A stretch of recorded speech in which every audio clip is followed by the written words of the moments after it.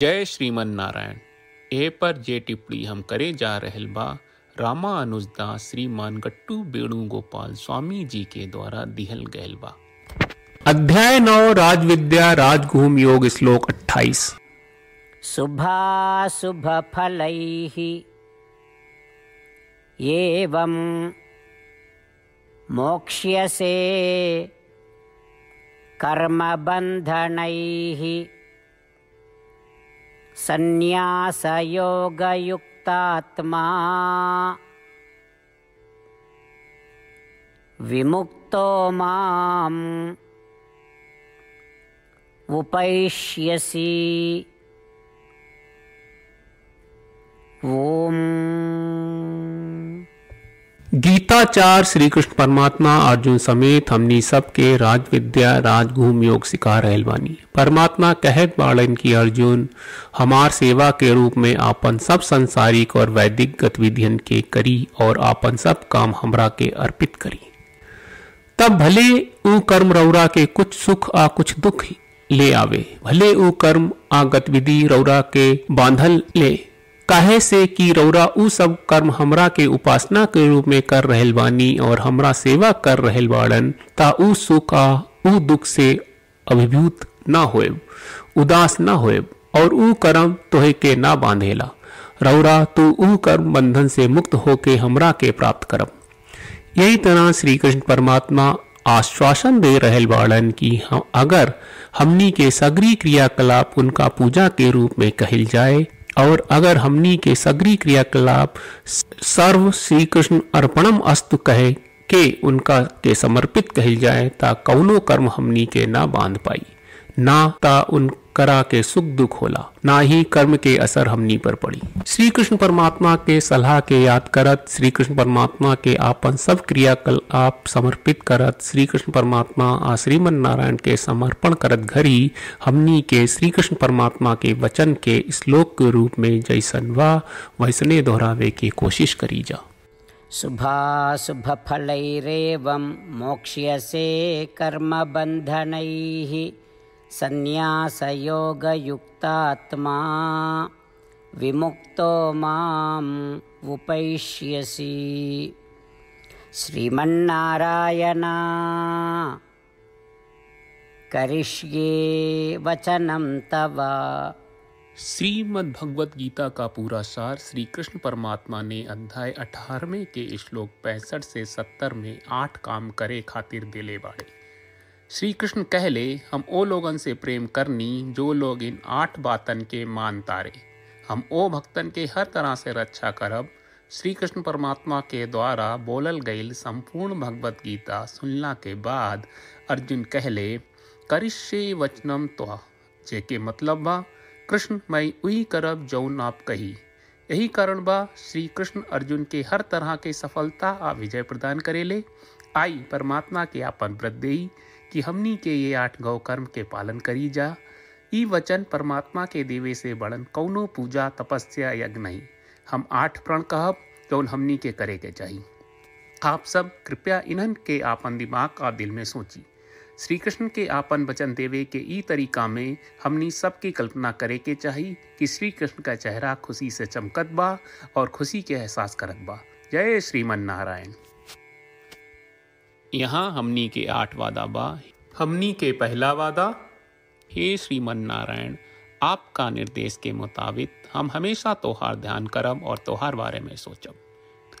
हमनी के दूसर वादा, हे श्रीमन नारायण आपका सलाह का अनुसार हम हमेशा आपका भक्त रहब।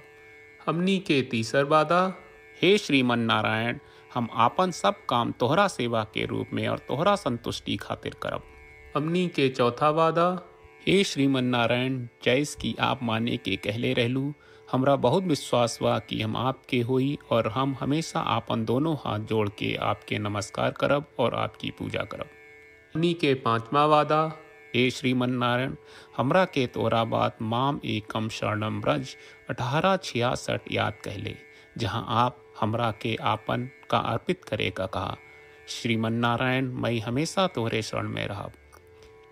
हमनी के छठवां वादा, हे श्रीमन नारायण हमरा के तोहरा बात माँ सुचहा 1866 याद कहले कि आप हमनी के शोक न करे का आश्वासन दे रहे बड़े, हम अब और शोक न करब। हमनी के सातवां वादा, हे श्रीमन नारायण, आपने हमरा खातिर श्रीमद् भगवत गीता के वितरण करके हम सबके कृपा कहले और आशीर्वाद दहले बा। हम वादा करत बानी कि रोजाना कम से कम एक श्लोक पढ़ब या सुनब। हमनी के आठवां वादा, हे श्रीमन नारायण, आप गीता के पूरा मानवता तक ले गयलू। हम गीता में आपके दिव्य वचन के उन भक्तन तक पहुँचावे के प्रयास करब जे गीता से अपरिचित बा। हे श्रीमन नारायण, हम उई करब जौन तू करे का कहब। हम ऐसन व्यवहार करब जैसन आप चाहत बानी और हम खाली आपका खातिर काम करब। श्रीमन नारायण के रोज आपन वचन देहल कि हम ओइस करब जैस आप कहत बानी, ई अपने आप में बड़न पूजा बा। श्रीमन नारायण, करशे वचनम त्वा। श्रीमन नारायण, हम तोरे निर्देश के मुताबिक काम करब। सर्वम श्री कृष्ण अर्पणम अस्तु। जय श्रीमन नारायण। शुभाशुभ फलैः एवं मोक्ष्यसे कर्मबन्धनैः संन्यासयोगयुक्तात्मा विमुक्तो माम् उपैष्यसि। ओम शुभाशुभफलैरेवं मोक्ष्यसे कर्मबन्धनैः संन्यासयोगयुक्तात्मा विमुक्तो माम् उपैष्यसि। श्रीमन्नारायण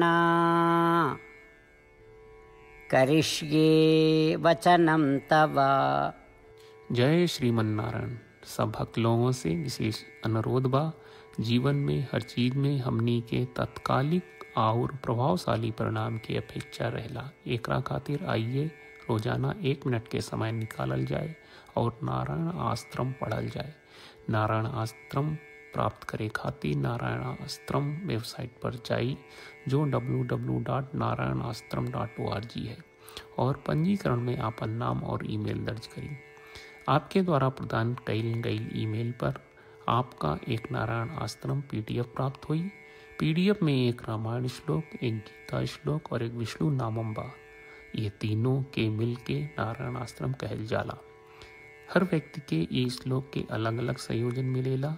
जब हर कोई 24,000 भक्तन के साथ रोजाना आपन नारायण आश्रम पढ़त आ सुनत बा, ता हर दिन संपूर्ण रामायण का एक दौर, श्रीमद् भगवत गीता पारायण के 33 दौर और श्री विष्णु सहस्त्रनाम स्तोत्र पारायण के 24 दौर प्रतिदिन पूरा होएला। ई एक बहुत ही उल्लेखनीय और विलक्षण परिणाम बा, जौन हर एक दिन ऐस करे से निकलेला।